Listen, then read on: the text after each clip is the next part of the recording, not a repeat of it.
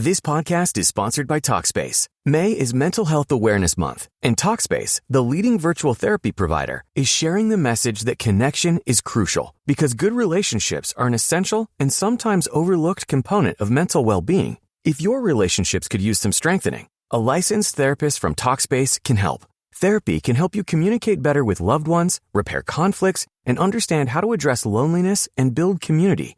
It's easy to sign up. Just go to Talkspace.com and you'll be paired with a therapist within 2 days. You'll meet with your therapist online on your schedule. Plus, Talkspace is in-network with most major insurers, and most insured members have a $0 copay. Make personal connections a priority and start today. If you're not covered by insurance, get $80 off your first month with Talkspace when you go to Talkspace.com and enter promo code SPACE80. That's SPACE80. To match with a licensed therapist today, go to Talkspace.com and enter promo code SPACE80. I'm super excited to announce this project that I've been working on. It came out of a need where I felt really alone. It was the loneliest time of my life when I got diagnosed with breast cancer. The first question I asked my oncologist was, who have you treated that has my exact diagnosis? She couldn't find anyone. I have a wonderful husband, great friends, but they weren't walking down the same path. This is why I created Diagnosis Anonymous. Diagnosis Anonymous connects people who are going through cancer, newly diagnosed people, to mentors, people who have been down that same path. Go to diagnosisanonymous.com and join our waitlist to get matched to your mentor. You'll fill out a quick, easy form. You will get notified when you have a match. Diagnosisanonymous.com. Thank you. Welcome to Boobalicious. This podcast is about navigating life as a midlife woman. Your health, your body, your identity, and everything that shifts along the way. From hormones to healing, including life during and after cancer, we're having the conversation no one prepares you for. I'm Chris, a mom of 2 and a breast cancer survivor. And I'm in perimenopause. And we're figuring it out right alongside you. I'm Jenni, a physical therapist specializing in women's health. Join us and subscribe. Today's episode is with Anna Krollman. Now, Anna is the founder of My Cancer Chic. She's an 11-year triple positive survivor, and she shares lots of just general support and tips for women. She's an incredible advocate, and we're so excited to have her with us today. Anna, welcome. We're so happy to have you here. I know. Thank you for taking the time. I really do enjoy your Instagram. I mean, the fact is so well curated. Like, until you put the time in, it looks really nice. It's also refreshing because you're so open and honest. And I feel like your body positivity is inspiring and off the charts. And it's something I'm still striving to get to and work on daily and all the things. So thank you so much. It's so nice to actually connect in a format where you can have more of a discussion. I think that's one of the things. I love social media, obviously, but I miss some of that deeper connection piece. And so whenever we can have a deeper connection, a deeper discussion, I love these types of opportunities. So thank you. Thank you for having me. Tell us a little bit about you. So if anyone isn't following My Cancer Chic, or just chic, actually. Am I making it? No, you're right. You're right. It's because you feel chic. Yes. Yes, okay. That was the intention. It is funny. Some people, you don't know people, and then you'll show up in person and somebody says, "My cancer chick." And I'm like, no, it's actually chic. And hi, my name's Anna. It's so nice to meet you. But so I was diagnosed with breast cancer about almost 11 years ago. It'll be 11 years this July. And at the time, being a young person with cancer, there really was not a lot out there in terms of resources. And I was a reader of blogs at the time. It's funny. I Mm. mean, Substack is huge now and is becoming the next kind of iteration. But in 2015, it was blogs. Like that's where you turned for your resources, for your fashion advice, for Yeah. outfits and what was trending. And so I had always been wanting to write more about fashion and beauty and share my ideas and thoughts, but I was just very insecure about it. Sure. No, I just had That's spent a long time. It's like, where does my voice fit in, you yeah. know? And where do Um, you begin too? I think a lot of yeah, people where do have, you yeah, begin? where do you start? I mean, our lives are so many verticals of everything put together. Yes. Exactly. And so when I was diagnosed, it was kind of this moment of like, oh, well, here's my niche. Like Hmm. it's cancer, not something that I wanted. But now I kind of saw this gap of young people don't really have a space to talk about this and they don't really know what you're going to go through and what is it like to lose your hair and get your boobs cut off and all these things. And so that's where it all started. It was a blog. I was writing first, very diary format, and then it became more resource and educational, and then now it's grown to this whole social media life and world and community. And so here we are 11 years later, What still doing it. One Gosh, thing that I found when I was going through it is I couldn't find, because I'm also like, I don't really keep track. I know that most people do, but like 15 years out from breast Wow, that's cancer. amazing. I know. And congratulations to you as well on Oh, 11 years. That's yeah, insane that's and huge. amazing.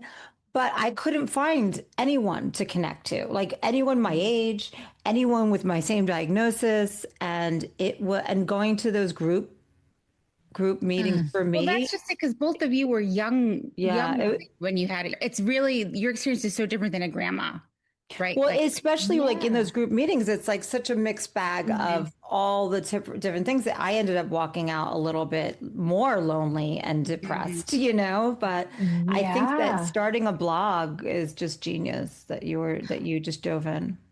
I love that you mentioned that. Yeah, Chris, it's like you go to these groups and you Mhm. really, I think everyone is looking for someone that can relate to what they're going through, whatever that. And I think sometimes people forget that, Yeah. like, breast cancer is a very diverse Right. experience. It's Yes, we talk not about just one. Like, it's not No. just, oh, you have breast cancer. Great. Here's the path. This is what you do. yes. It's like Hmm. your age changes things, your stage, your type, your subtype, like all of these things. So, Yes. like you, I went into a support group and everyone already had kids. Well, I was like terrified. Am I going to be able to have kids? So, Yeah. like, then it was very depressing for me of being like, no one understands what I'm going through. No one is talking to me about fertility. Nobody is in this exact spot as me. And so, Chris, I just could relate to that so much when you said that. Oh, I'm like, it was depressing. It was it's sad. It's something I hear over and over again. And like, the first question after talking to a bunch of doctors who I'm friendly with is like, who is in this situation? My exact set of circumstances. And yeah. So I think that I just like applaud you for like putting something out there that people can read and feel, especially during that time when there was no Instagram and all those things. Even just seeing you and your body and how beautiful it is, I think is giving people hope because we didn't know what that Yeah. looked like Right. getting a And not double only mastectomy. that, what I particularly love, Anna, what you're doing is it feels like almost like a magazine. Like it's not like I'm reading what the hospital is putting out and it's sterile and it's boring. It feels really like, ooh, yeah, this is for It- women, not just cancer patients, like yeah, it feels real, Yeah, because relatable. you're right. I mean, we are like these multi-layered human beings. Yes. And I think so often that is what's missing from like the medical journals, the medical websites. It's like, Mhm. where is that real, raw, authentic patient experience that Mhm. also includes factual information? Because I know, we Sure. we Yeah. need to make sure it's very factual and science-based, but like where's the storytelling aspect? How do you draw me in? How do you let me connect with like these feelings and everything you're going through? And it's so much of the experience, I think, Did you of have a what you're going through. journalism background? Like, how did you get into blogging? No, not at all. I mean, as a teenager, I loved creative writing. I think I took a creative writing class when I was maybe 12 or 13. And it just I connected with a English and writing teacher in high school who was like a really good mentor to me. And so I really just enjoyed it as a form of therapeutic healing, like throughout my life. I was a big journaler, you go through a high school Aw. breakup, I'm going to journal, you go through Right. something hard and you're with your friend group, I'm going to journal. So it really just felt like, oh, this is a space for me that feels safe, that feels like I can process this in a way that is my own, that is meaningful to me and healing, while also then allowing me a way to share it in another Mm-hmm. way that felt safe. Because it's like I can write this and process, and then I can Mhm. choose when and where I'm going to share this. So that felt Right. very freeing to me.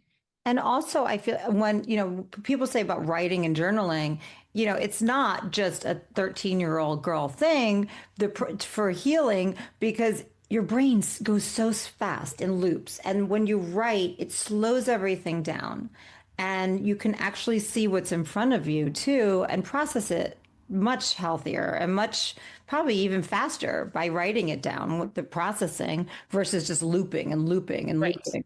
Yeah. Yeah. So And I that's think you great. also think about like, I mean, you said, Chris, you're 15 years out, like now being 11 years out and being able to look back too, because I Oh, think that's yeah. part of it of like, where also have you come from? And I think so often we kind of forget how far we've come, or we forget like how deep and dark and traumatic it really was. And so Yeah. being able to look back and say, oh my God, I wrote that. Like that feels really intense. Like, And yeah, I I lived that. survived That was that too. Yeah. firsthand. Yeah.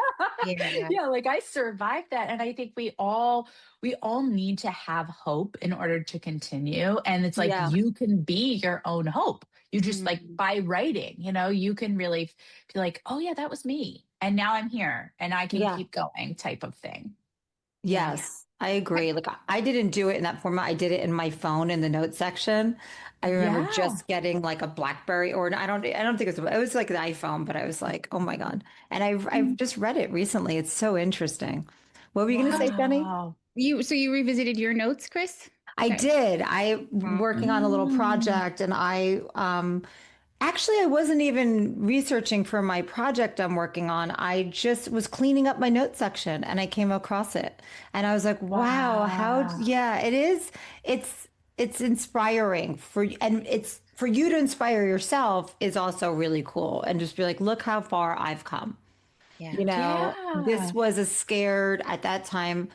I was 37, and that was a scared 37-year-old, and she's still here kicking Yeah. ass. So there you That's go. incredible. Yeah. That's So amazing. I love offering our listeners that bit of like, the writing is really important. It I really, was going to ask Anna, did you take part in Wildfire at all? Have you written for them? Yes, I have. I love Wildfire. I'm glad you're like pitching that and putting that out there, because I Yes, we think have to have them sometimes on. I what is love it? that. April, so April is the founder. She's a breast cancer survivor herself and decided to create a magazine for breast cancer survivors. So it's all articles and issues focused on aspects of the breast cancer journey, whether it be fertility, money, Mhm. friendships, life. And then they're all stories written by cancer patients, cancer survivors. And then she also runs workshops. So one thing I was going to mention, because I think a lot of times people like are intimidated about what is Sure. journaling or how Yeah. do I do it right. And I Yeah. think, at least for me, it's like there is no right way. Like you said, Chris, it's Mhm. like it's a note. Like just literally write down what's here in your brain. If you Yeah. decide you want to share it or you want to put it in a certain format, that can come later. But the exercise of the free thought and writing it down is the most important part. So yeah, plug for Wildfire. Well, for Love them. Wildfire, I think they have a I'm gonna podcast check. I'm now gonna check it too. out. Yeah, we'll get them on for sure. We'll put them Yeah. in the show notes. A great resource for whoever. I just feel like with back to the writing, my last thing I'm going to say is like you never know when you're writing these things. Like for me, I didn't share it on a blog. I'm not, that was never me a writer, but being in this podcast now, it's great to look back and see how I was feeling during that time of diagnosis. And so Mhm. that serves me in a different way versus publishing it in some, other avenues. So I think it is great. And you don't have to share it. That's the beauty of your personal stuff, right? Yes, So yeah, yeah. Exactly. Anyway, so tell us. So now what are you doing now? So you're 11 years out, and you've got this fantastic Instagram that's inspiring and body positivity, which I mentioned before, which I love because we need more of that as women and for our young girls as well. Mhm. What are you Yeah. up to now? Oh my gosh. Yeah. So many things. I mean, I think it's interesting because when you say like, oh, you don't know when you're going to look back on your writing. I mean, I think when I was going through cancer, I never could have imagined like this life after. And I think I see that happening for a lot of people where it's like you were living one life on a certain trajectory and cancer happens and it just throws things off the rail. Yeah. And so for me right now, I have two young kids. I have a 2-year-old who's almost 3 and a 6-year-old. And I work full time at a women's undergarment company, which I love so much called Cakes. Okay, that's interesting. Yeah. Yeah, so I work in marketing. I've been there about a year and a half. I had been in public service for about 15, 16 years. Like that was my career. I thought I was going to be a teacher. I then worked in higher ed and local government, and just public service was just a part of my life forever. And I think after getting cancer and going through so much change and really like sharing my story online, really honing these like more marketing storytelling skills, I just kind of started to feel like I want to be in this space a little bit more. And Yeah. so I have a full-time career and then I run my social media and do public speaking and do moderating and partnerships and advocacy work. There is never a dull moment. So that's why probably it took months for us to find a date. But yeah, I stay busy. I like to read a lot and I like to exercise and yeah, all of the If things. if you were talking to the woman you were 11 years ago going through treatment, what would Mm, you tell her? Like, do you think that woman could even imagine the life that you are living now? gosh, I don't know that she even could. You know, it's interesting. I think a lot of times like we see content about visioning and like goal setting. And I don't even know that the person that I was when I was going through treatment would have even known the possibility of Yeah. putting goals like what I've had on there. You know, like traveling to another country with a brand, getting to be on a billboard in New Wow. York City and Times Square with a cancer advocacy group, like getting to speak in front of thousands of people. Like these things just like weren't things that I could really have even fathomed for myself. Mhm. And I think it's also important to call out that like because I get asked this a lot like, well, how do I get into this? Right? How do I get to Hmm. where you are? And I think it's important to call out that, like, it is the small steps along the way. Like, Yeah. nobody is going to go right from treatment to being a large advocate on a national stage. Like, it doesn't happen like No. that. And so, and I'm sure you all feel that too, like, you know, going through your own journeys, it's like there's things in life that happen that are like these small building blocks. And a lot of times when you're going along that path, you can't always see the bigger picture, but you kind of have like this sense for like the direction that you're going. And one thing that my husband had encouraged me to do at the very, very beginning, I mean, I'm talking like 4 weeks post diagnosis, I decided I was going to start a blog. I start writing in a Word document on my computer, and he's like, you need to create a mission and a vision statement. And I'm like, what on earth are you talking about? Like, I don't have a marketing degree. I don't know what this, you know, like, Yeah. and he's like, Yeah. just do it. He's like, before you even start, just do it so that you're clear on like where you're going and what you want to do with that. So And important. So right? important. And how valuable. Yeah. Yeah. What Yeah. what was your mission back then? Great question. Oh my gosh. Yeah. So it's kind of funny because my mission back then was to inspire young women to thrive through Mhm. adversity, you know, with style and confidence and self-love. And it's like, wow, that's literally like my same mission. Like to be able to sit here and say 11 years later, obviously now it's maybe broadened a little bit. It reaches a different type of audience. Maybe it's not just the cancer, maybe it's more adversity as a whole. But like the fact that I was just thinking about this the other day because something came up when I had to write a bio for myself. And I'm like, wow, it really is still the same mission. And that like feels really good to be able to be like, wow, I was really on it with that early on, even And when I didn't know what I was doing. That's what's so great. cool too is so we've been talking about like the midlife pivot, like whether it's Mhm. the person you evolved to once treatment has ended and how it's changed you, or just the person you've evolved to because you've lived so many years on the planet and perimenopause and all those things are happening. But the I was thinking about my own journey and my own pivot, and really similar to you, if like someone had talked to me 15 years ago, and in fact, I was in therapy, someone saying, describe your ideal life. And I almost wanted to say, I don't know, because I can't think of anything other than the situation I am in that feels like all that is possible. And the way that you Yeah. were even able to just like, okay, I don't know if I can come with the specifics, but I know this is what I want to do, and how that was enough of a Mhm. guiding force to make a change over time. I mean, again, like you said, those Yeah. little things so powerful. Yeah, that's Hmm. amazing. Also, I feel like speaking about the midlife, Jenny, Yeah. we change and evolve so much, and I'm dealing with a lot of friends who are in the midlife as I am, and what fit years ago, 10 years ago, whatever, a lot of them feel like they've evolved, like what you're saying, and it doesn't fit anymore. And so the fact that you were so clear with this and you just kept building, I mean, I just think this is obviously what you're meant to do, because it Mm. really is just focused. Is And there anything that you have, to Chris's point, like evolved past, like anything that you're like, I don't have space for this anymore?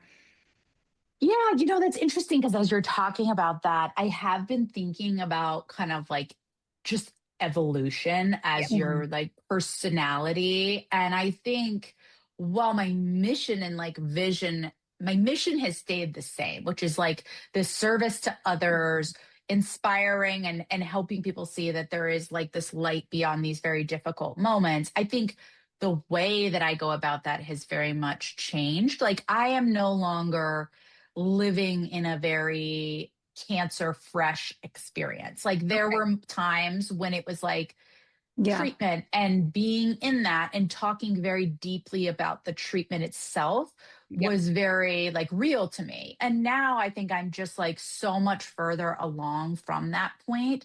I've kind of been trying to figure this out. And I think I mentioned this to you prior to the interview. I'm kind of trying to figure out like how does your voice change and evolve as you are Mhm. further out from a traumatic experience, and like what is the value and voice that I can bring to the community in a different way, yes. being where I'm Mhm. at in this stage, because I'm no longer like, there are new people being diagnosed, new young people that can share this like immediate, this is what it's like Mhm. to go through it. I'm no longer sharing that voice. Like some of that lives on my blog, and the resource piece of it is still there, the how to prepare for a mastectomy, Yeah. what is the tips about chemotherapy, but I'm not living that. So it's like the evolution is the type of value that I can bring is very different. And I think part of that evolution is like accepting that that's okay. Like Yeah. there's been some moments where it's like, oh, I don't feel that Mm. anymore. Like, am I still relatable? Am I still this? Like, but it's not true to me. I'm not going through that. That's not my life. I'm a mother. I'm Yeah. a public speaker. I'm a like a career. I'm in my career. I'm in this great like growth period. And so it's like, that's what's real for me right now. I can speak to that. And Yeah. that's And interesting too, shifting that because thinking. That's me. That's me too. Like I'm definitely, especially doing this podcast, I feel the same way. But I do think that there's something that there are women like us who are out of it, who are trying to make sense and put those pieces together and try to help other women in our stage too. And just being, I mean, there's Yeah. so much advancement in all the technology. So yeah, relating sometimes you're like, wait, what's the treatment you're going through? Because there's all these new things, which is kind of cool to hear about too. But it also I makes me definitely, think about cancer as an identity, and what is yeah, that? Mhm. Do you want that identity? Like you took it, this is just my life right now, so let's make lemons out of it. But again, now to be 11 years out, I'm sure there's times where cancer's not first on your mind, where it probably always was in a past time, so kind of. Yeah. Absolutely. And, I think I talked to the newly diagnosed women about that a lot. One of my therapists very early on, I think I was still in chemotherapy and I was going through a lot of depression, like towards the end of just trying to figure out, like, I felt this immense pressure. I don't know if either of you felt that, where it was like, what am I going to do with my life once this treatment's over? It's like no Yeah, one's going I to be did. checking on me. I'm like, what am I supposed to do? And she kind of had this analogy for me. She was like, right now, cancer is in the front seat driving with you. Like every decision you make, cancer is right there. You're like, what treatment, what this, what doctor, what next, what surgery? What And she was food to like, eat? Yeah, what everything. yeah, like Yeah. literally everything. And then she said, and maybe in a couple years, like cancer is going to move to the back seat and it'll still be a part, but it's maybe going to not control everything. Maybe you'll It think might about, fall I'm asleep a in the back seat now. Yeah. it's going to take a nap. You're like, I can breathe for a minute. I don't have to think about my surgery. And then she was like, eventually it's going to be in the trunk.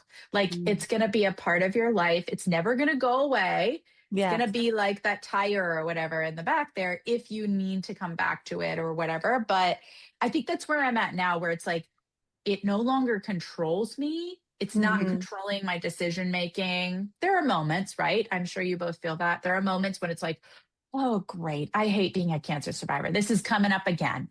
But Yeah. other times it's just like, this is a piece of my story. And now I have a whole full life that really is so much beyond that, that it feels nice to have like this multifaceted personality. So Right. are you, because I can definitely relate to that, even doing this podcast. I mean, Jenni and I had a conversation with Jenni not too long ago. I'm like, I don't know if I could talk about breast cancer all the time. And that's why we're like moving into more women focused midlife. So you're kind of making that separation a little bit too, and to respect all the sides of you now, today? Yeah, I think so. It's this constant balance. Hmm. And I'm sure you all feel this, right? So I have this community that I've built over 10 years, and like what they want from my social media isn't Yeah. always where I'm at in life. And so it's constantly kind of bit in this give and take of like, my breast cancer content is what performed. But Oh, sometimes I just want to be talking about being a mother or talking about social justice issues or talking about other things. And so it has been like this evolution of figuring out. I think there's a couple different pieces to it. It's like, one, building a community that resonates with these other issues, because there's always going to be the cancer community. There's yeah. always going to be that group that gets that one thing.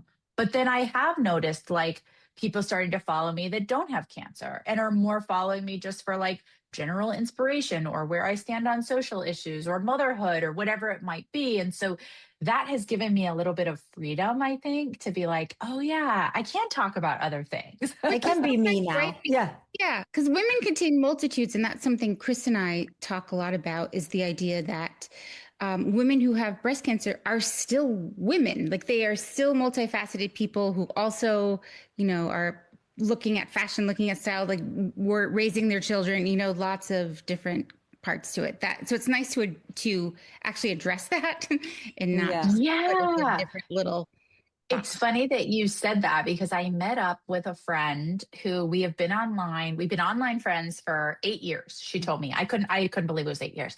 She had reached out to me when she was newly diagnosed, I think at like 25. And then we've known each other since. That was 8 years ago. Well, we finally got drinks in New York last week when I was there for work. We happened to see each other and it was so beautiful. We spent 90% of the conversation talking about non-cancer Oh, topics. amazing. Mm-hmm. And we both left there and I was like, Wow. wow. Yeah.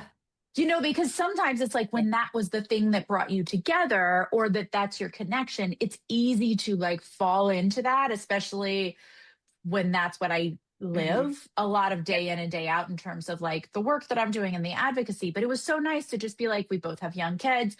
Let's talk about motherhood. Let's talk about Yeah. careers and navigating it all and the balance. And that was just so refreshing, I think, while also acknowledging, oh, there's this small little piece of me that like some Yeah. of my friends don't get because I've also had cancer. Mhm. So yeah, I love that you all are doing that too and acknowledging that women, like that we go through so many different layers of it all.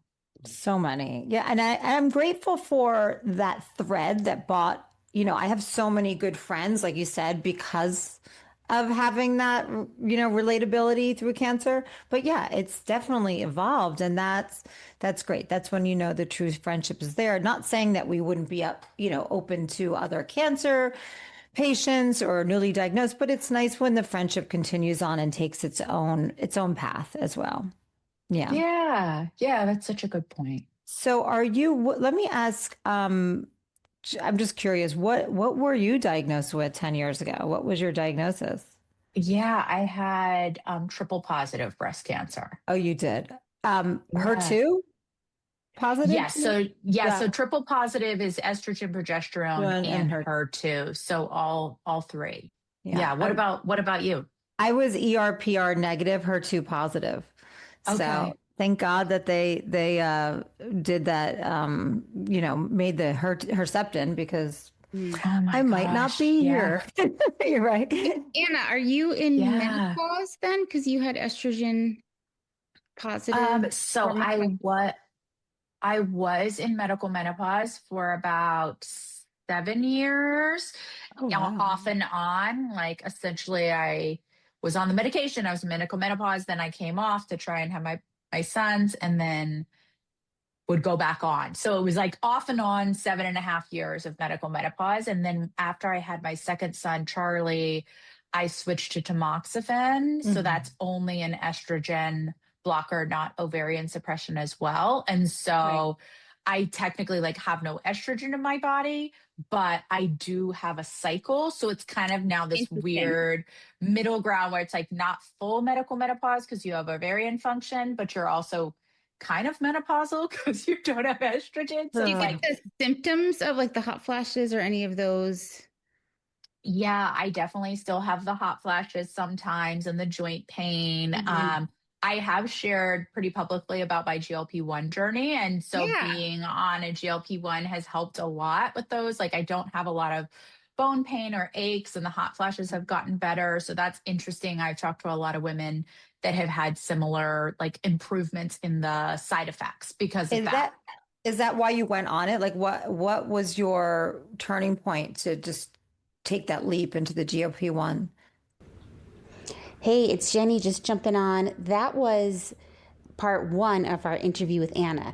Next week, we'll have the continued conversation where we get more into her experience with GLP-1s. You don't want to miss it. Make sure you hit subscribe. Thanks for listening. Bye.